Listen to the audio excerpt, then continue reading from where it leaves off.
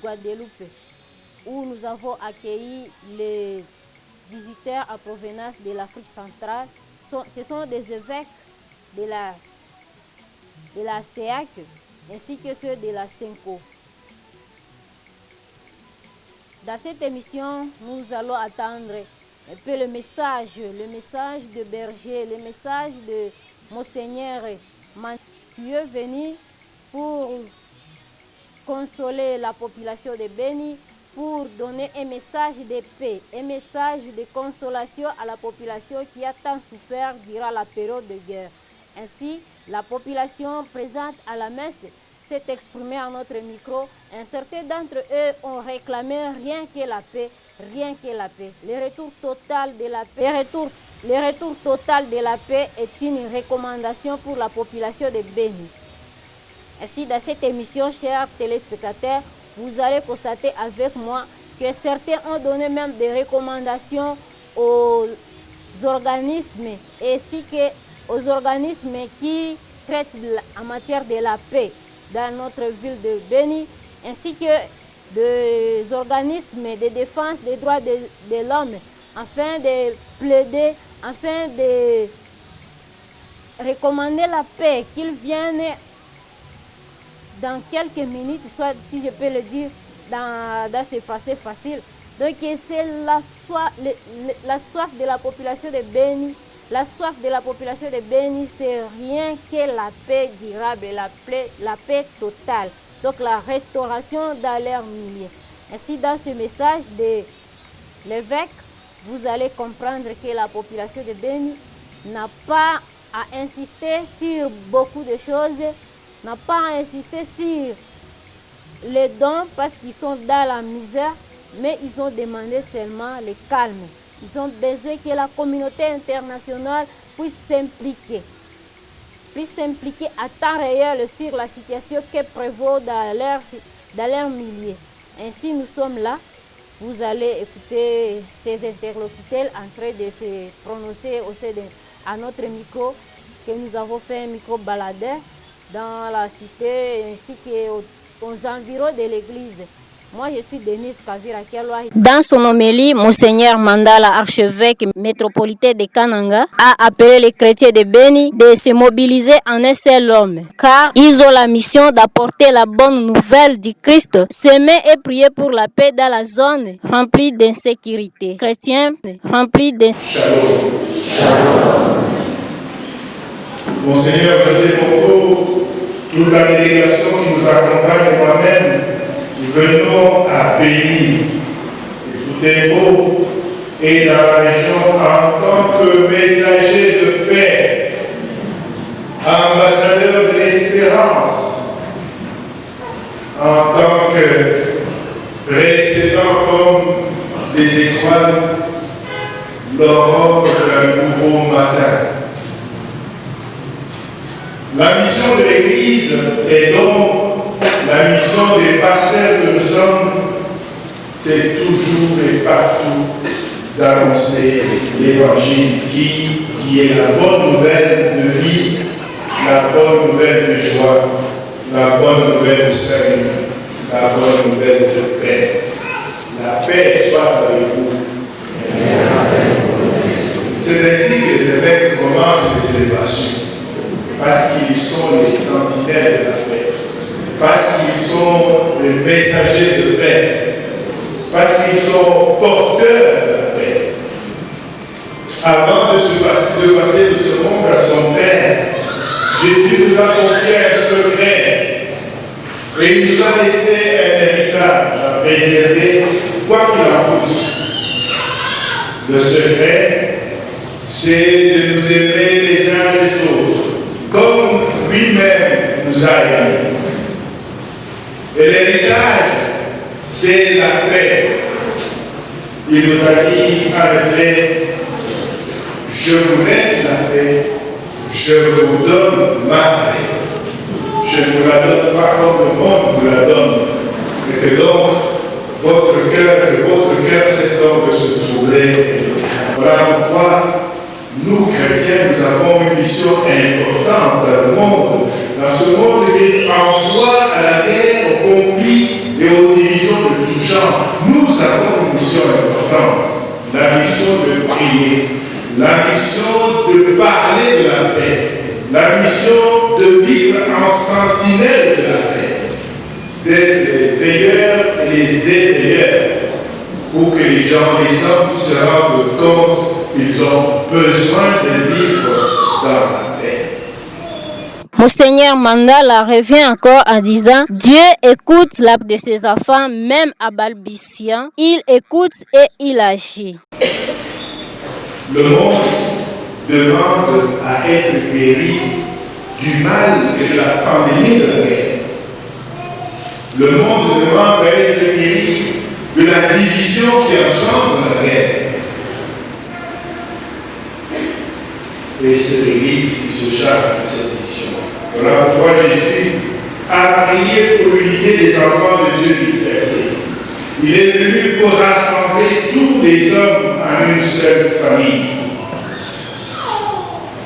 Il est venu pour construire la paix entre les hommes de son Père, la paix entre nous, ses frères. Et pour construire la paix, l'Église dispose de deux ressources, la prière et la charité. Il écoute et il agit. Il agit selon son temps, selon sa volonté. Voilà, nous savons. Il écoute, nous en sommes sûrs, autrement il ne nous aurait pas dit de le demander. Il nous aurait menti en nous demandant de prier, de le prier. Dieu nous écoute, même quand notre prière est fragile, même quand notre prière est timide, même quand notre prière est balbutiante. De leur côté, les fidèles ayant participé à cette célébration eucharistique se sont sentis réconfortés par la présence de ces évêques venus de l'Afrique centrale et ceux de la Senko, dont la SEAC et Senko, dans leur milieu où règne la guerre et l'insécurité. Madame mimi ni Kambale Gerlance na mimi nakuwa zolatero wa kuwazee hapa ku secteur Guadeloupe. Kambale, unaweza kuambia? Ndio. Tunawapokea na furaha, tunasema asante sana kwa kuwa tunapokea wageni. Kwetu sisi wa Kristo tunafurahi sana na inatufurahisha sana. Ndio. Na kumisaje ambao walisema kumisa banatuletea amani na wametuonesha kama Yesu anasema amani iwe kati yenu. Nasi vile twangojea ile amani, twaomba amani hiyo itimilike kati ya vile yetu na territoire. Archevêque Fridolin Ambongo alikuwa hapa, hakuyaisha siku mingi, naye alikuwa na message. Unaweza tuambia kama message ya Aba iko très spécial kushinda ya Fridolin? Bon, tunasema kama yote ni mzuri, yake ni nzuri na hii ni nzuri, kwani wote kanisa wa pasteri au wanaleta amani na amani ndio ya kwanza. Ndio wanapasha kia tutakia amani tu na pole, kwani au kazi yabo ni kusema amana, tunaomba amani hiyo itimiliki. Hapo sina nyingine, tunaomba tu amani tu katika vile yetu na territoire. Nimeshukuru Mwenyezi Mungu kwa journée ya leo, tangu 9h tuko hapa kwa chapelle yetu ya Bandelute. Nashukuru Mungu kwa kuona baeveke yetu kukia tutembelea kwa mji wa Beni. Ni neema kubwa sana kwa kupokea waeveke na tumesoma misa imepita vizuri sana kwa amani na salama. Tumeshukuru Mungu kwa kazi yote yenye tutendea kwa mji wa Beni, grâce kubwa, na tunashukuru Mungu kwa anniversaire ya eveke wetu wa Bukavu. Tunasema Bwana apewe sifa kwa neema yote yenye natutendea. Turiti neno la Mungu na tuendelee kuomba Mungu sana ile salama iendelee kuwa mwinchi yetu yote ya Kongo.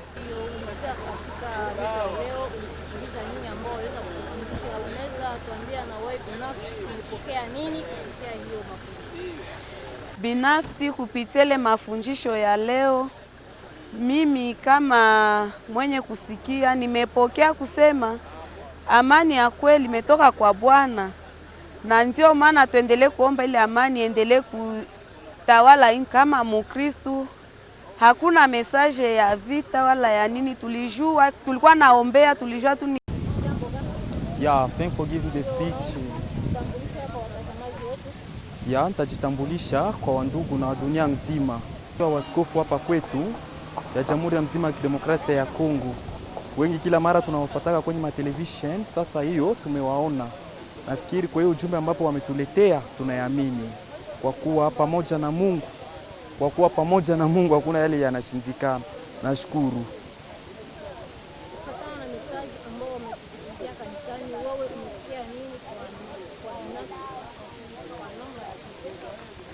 Errer les artisans de la paix na wataita watoto wa Mungu. Yani inatupasha sisi nasi kujenga amani kwanza ndani ya mioyo mwetu, majamaa zetu, na hivyo amani itatawala nchini nzima. Kardinal Fridolin Ambongo alipita hapa akaleta message ya amani, na pia baada ya hapo kulikuwa nurse apostolike pia waliweza wakapita, na hawa wamefika siku ya leo. Waza kwako amani inaonekana tayari katika mji wa Beni au namna gani? Haya, kila kitu yanaenda polepole, sio tu Ambongo. Tunampokea hata wajumbe kutoka Noto, walifika, tunashereke nabo hapa. Najua atuchoke kuomba, tutazidi kuomba na dunia nzima yatusaidie na kuomba. Tunaamini kama tutapata amani hapo. Tunaamini kuwa na hapo kwa jinsi wamefika, tunaendelea kwa hiyo amani tu.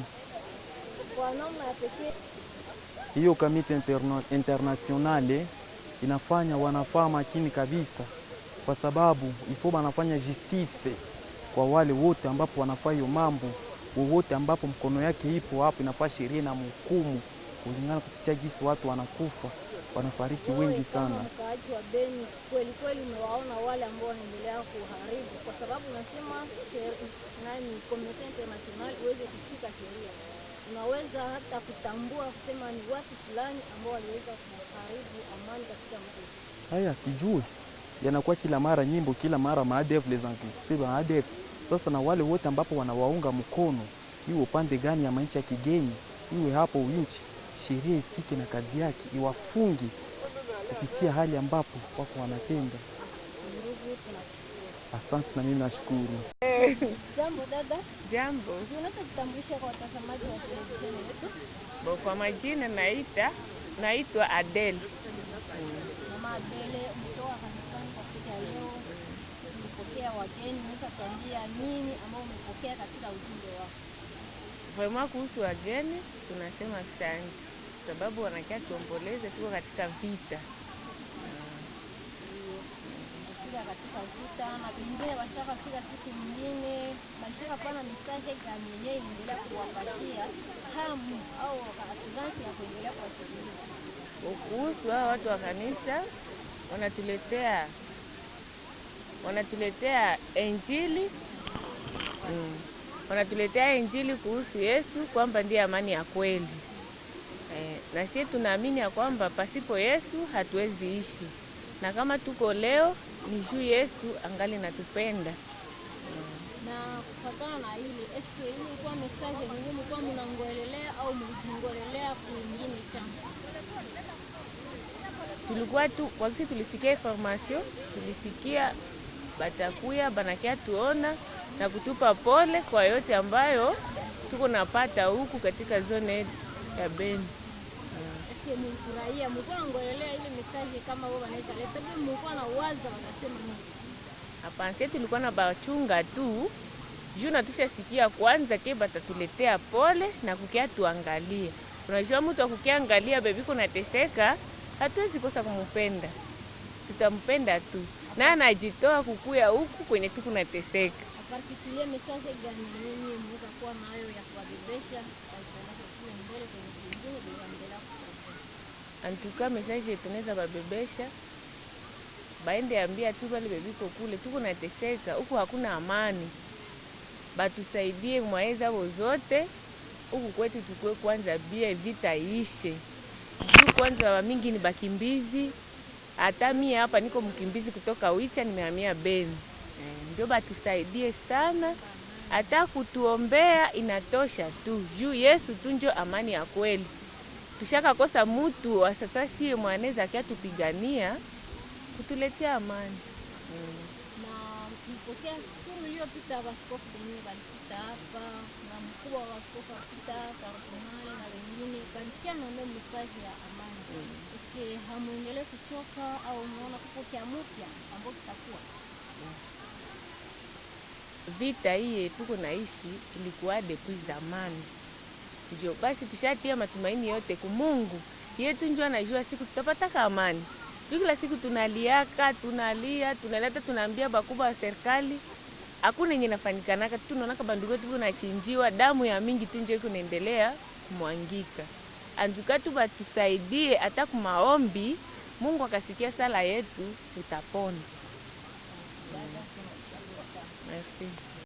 Nimesema nini kufatana na mpango wa misa ambao tumepata katika leo? Mpango wa misa tunaomba asante. Tunaomba tu amani. Tunaomba amani. Amani ndio tunapenda. Mimi sina vya mingi vinyi mimi nimeasema amani tu ndio tunapenda. Amani itakuwa utafanya. Ndafurahi, ndakuwa na raha na kushukuru Mungu. Kwenye huko naishi ni kwako ni kwa mfugani? Hapana, mimi nakimbia vita, niko mkimbizi. Kutoka Kamango. Nobili Kamango, kusheferia Kamango. Unaweza kuelezea ilikuwa namna gani ulipoanza kutoka kwako kufika hapa? Vita, kulikuwa vita. Uliona watu ambao walikuwa na silaha na wanavaa teni namna gani? Teni ya basoda. Na walikuwa wanabeba nini mkono? Bunduki. Waliua watu na huko pale, je, ulisikia atunje ukakimbia? Niliona na nikasikia nikakimbia. Uliona waliua watu ngapi? Wa mingi, abiko wa kusabula. Wa mingi. Hakuna kusabula, abiko wa mingi. Ndio tunaomba amani. Wale watu walikuwa wanasema lugha gani? Wa Kiganda. Kiganda. Waliona mama na baba na watoto wenye wanakufa? Mama na watoto na watu wakubwa wa mingi. Wa baba, watoto, wa mama, wa mingi. Sasa kwa kubazika walikuwa na wazika namna gani? Kwa kubazika, walikuwa na wazika tu ginji banazikaka watu, bali tafuta fasi moya hivi banawazika hako na wenye balikufiaka Uganda wote. Shimo moya au kila mtu akaboi yake? Shimo moya, balikuwa naenda mu watu 5 hata 10 ba mingi. Na ilikuwa kwa wakati gani wewe umefika hapa, umefika siku ngapi kutoka kule Kamango?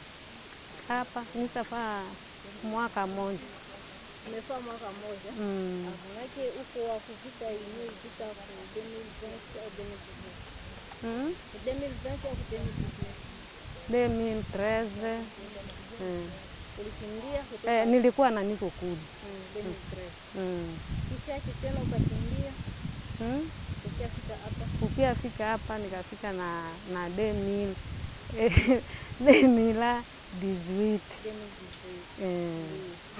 Maana ile maiti yake ilikuwa kule 2018 ndio wakiana kwa kimbia.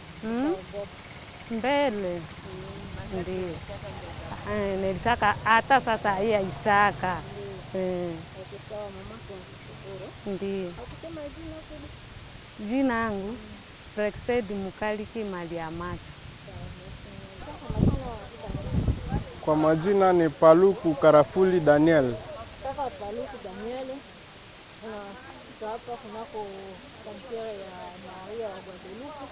Unaweza kuelezea nini ambao uweza kusikia katika hotuba yake akina baba askofu?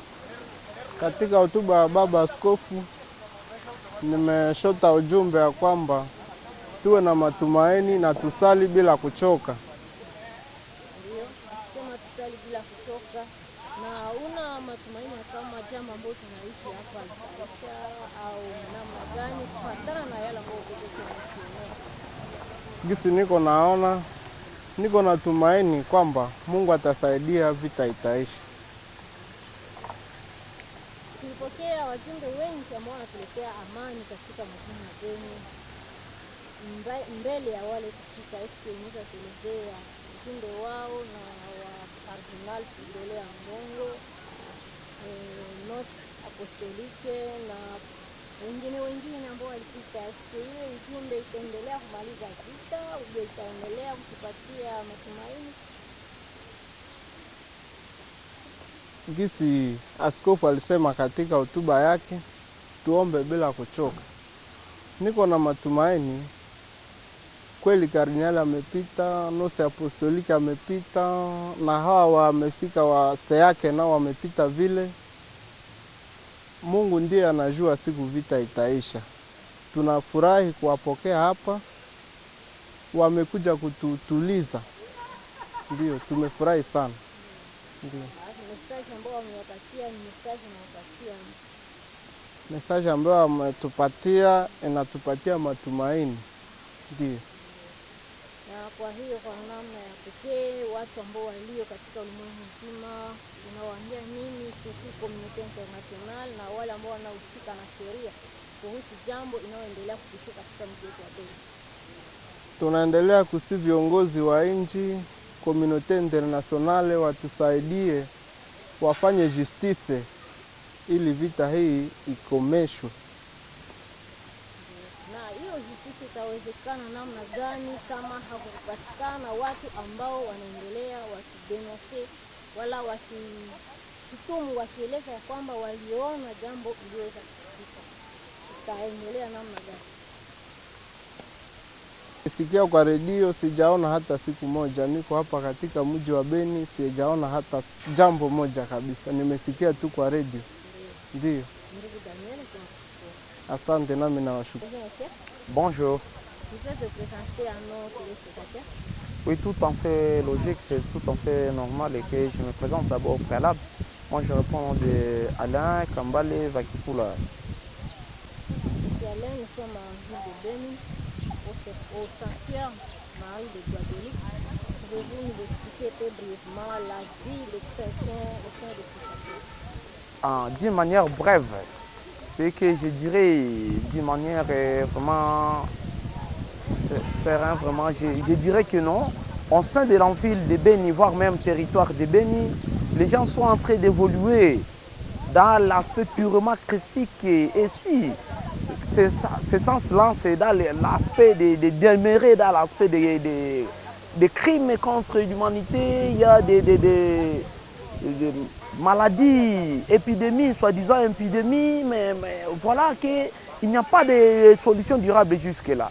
Oui. Et par rapport à la situation socio-culturelle, pouvez-vous dire que la population, soit dans sa préoccupation d'habitude comme auparavant, de ce point? Non, il y a déjà une régression proportionnellement du fait que la population était en train d'évoluer dans le sens de tendre vers l'émergence, mais voilà que nous avons maintenant entraîné à une régression totale, qui serait totale vraiment, que je dirais totale, par motif qu'il n'y a pas. Signalons que les autorités tant administratives et politiques de la ville de Beni ont témoigné de leur présence à cette célébration eucharistique qui a rassemblé venant de toutes les paroisses de la ville de Beni.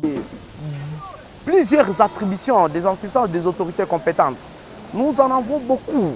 Il y a des autorités civilo-militaires, il y a des autorités administratives, tout ça, mais on n'a pas de solution durable et la solution serait d'avoir une paix durable au sein de Béniville et Béni territoire. Oui. Et selon toi, qu'est-ce que tu penses pour que cela soit réalisé? Parce que les gens sont en train de dire que la communauté internationale n'agit pas. Qu'est-ce que toi tu penses comme solution? Merci pour cette question. Moi, je dirais ceci. Au compte de la communauté internationale, moi, je susciterai en ce qui l'opinion internationale fasse de toute manière possible, que l'opinion internationale milite de toute manière possible en ce qui est quand même une solution durable au nom de l'assistance de Béniville et Béni territoire pour lutter contre les sangs innocents. Parce que ceux-là qui sont en train de mourir, ils ne savent pas de quoi ils sont en train de mourir en fonction de ça. Non, non, non, on ne sait pas comment digérer une telle série de circonstances. pensez-vous qu'il n'y a pas de plaidoyers qui sont déposés entre les membres de la communauté internationale? Parce que vous dites qu'il faut que la communauté réagisse. Oui, les plaidoyers sont toujours vraiment déposés. Moi, je le dirais, confrère Lazado est là, il est en train d'exposer les faits. Moi, je dirais qu'au nom du Congo démocratique, au nom des sangs innocents, et au compte maintenant aux attributions de la communauté internationale, il y a toujours des assistances qui seraient alors subjectives par motif que nous n'avons pas une solution durable dans ce sens-là. Oui, c'est ça. Quelle serait alors votre proposition ou le mot de soin que vous avez? Oui, c'est que vraiment j'ai comme vraiment une grande vocation en ce que les membres qui constituent vraiment actuellement cette communauté internationale militent de toute manière possible en ce qu'ils imposent l'objectivité dans leurs assistances pour qu'il y ait quand même l'objectivité. Ainsi, quand nous aurons cette objectivité, on sait de Béniville et Béni Territoire, nous avons l'assurance que nous aurons vraiment une paix durable, on sait de Béniville et